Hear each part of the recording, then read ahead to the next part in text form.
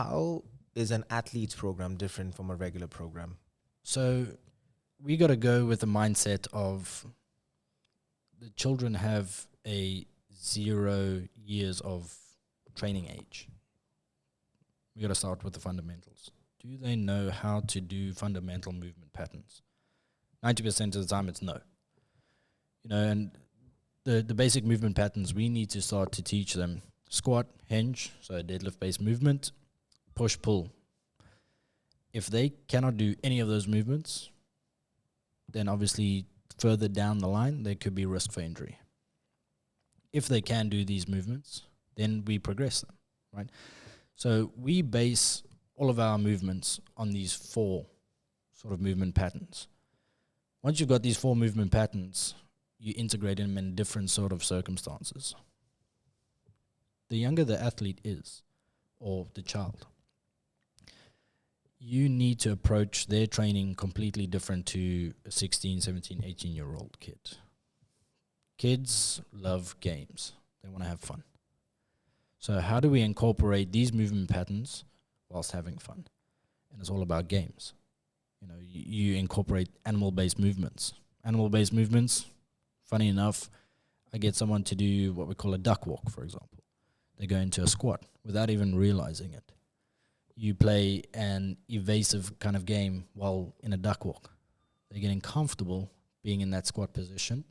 It's helping their mobility. They're having fun while doing it. So being able to teach it becomes easier long term.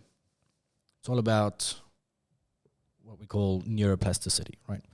So your brain's ability to take in new information and remember that information. The minute you add fun into any sort of environment, the ability to remember becomes way better. So I don't want to get the science wrong. There was if I'm not mistaken, if it was a psychologist, she said, anyways, throughout one of her research papers, she was saying that it takes probably 200 to 300 repetitions for someone to learn a new behavior, whether it's writing something down, whether it's a squat. But the minute fun was involved, it decreased it to 20 reps. So that gives us a little bit of insight. Okay, if you want kids to learn something really well, quite quickly, let's have some fun with it. So now, based on the fun, we incorporate these movements somehow. And you can do it in many different ways, and most of the time it is either team sport or game-based. From there, we start to develop, and we start to get a little bit more serious in a weight room-based environment. You still got to go through those movement patterns, the push, the pull, the hinge, the squat. Now we start to load these patterns. So you can get a weight involved, you can get medicine bags, balls, whatever it may be, get all these things involved, and then start to move within those patterns. That's what we need to focus on. And we need to focus on developing these things. A lot of the kids these days as well is they don't know how to jump. They don't know how to land. They don't know how to change direction effectively. They don't know how to accelerate, decelerate. So again, within a game setting, you can incorporate all of these, which is fantastic. As we progress with age, the seriousness of the training plan would change. Then it becomes, if you're going up on sort of like the hierarchy of long-term athletic development, they get to a phase where they need to train to train. That's sort of like the headline. Train to train, meaning you're training to become better. Only after the age of, say, 16, we start looking at high performance-based sport, where you start to focus solely on the sport that you wish to do as a profession. Coaches still should incorporate a multi-sport understanding for kids. You need to expose them to as many different sporting disciplines as possible. You learn different movements. You learn how to deal with people.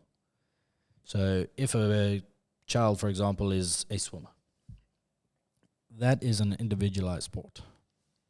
meaning they pretty much got to do what they need to do, and they extremely responsible for themselves and their performance, no matter what happens.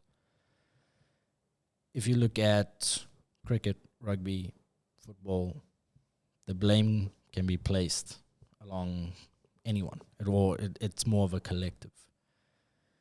But their communication skills are probably a little bit better because they're able to communicate with one another to all achieve the same goal. So why not have them learn from each other? There's something very special about the mental toughness of a swimmer or any individualized sport, track and field, because you're on your own. It's only you out there. And then there's something beautiful about, say, the camaraderie or the social belonging to a team sport, like football, cricket, whatever it may be. So we need to be able to teach both teams the same thing or each other, right? So developing through the stages, the minute kids start getting into sport, expose them to everything. Expose them to team-based sports. Expose them to a cardiovascular-based sport.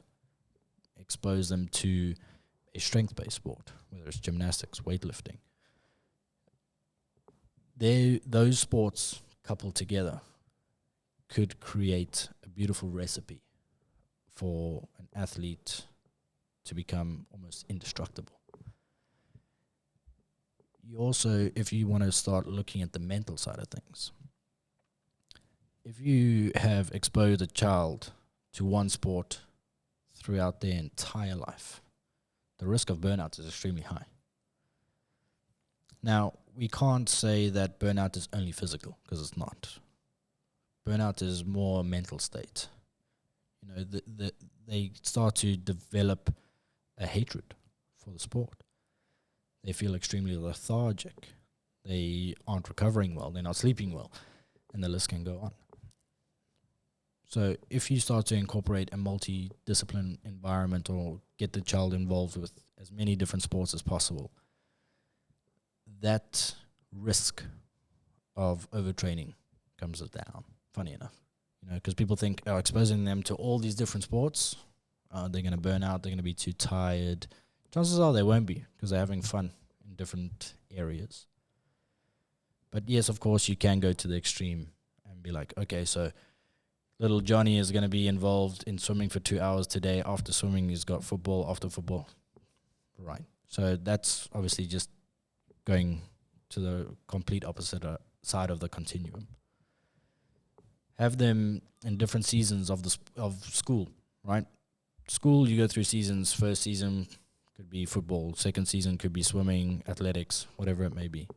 Have them go through each one. They can, of course, join an academy and do a sport that they really very much prefer. But get yourself involved wherever you can. This is exposing the child to multi-planar movements, developing a robust athlete. Our jobs as youth development coaches is not trying to develop youth Olympians. It's trying to develop athletes that are going to enjoy their sport for the rest of their lives. My opinion is, if you're not focusing on developing that, you got into coaching for the wrong reasons. It's more about the well-being of the person in front of you rather than the outcome where it gets your name on the plaque or, you know, getting the shout-out at Olympics or whatever it may be. It's about that kid going, or when that kid turns 20, 30, whatever it may be, looking back and be like, it's because of that coach that I'm still here. It's because of that coach that I decided to pursue this career and maintain it and hopefully somewhat injury-free. That's what we need to be looking at. So, I mean, to get back to your initial question is, how would the training vary? The training varies on the way we load and the way we expose the children to these multiplanar movements. It starts only getting extremely specific at university and professional-based levels.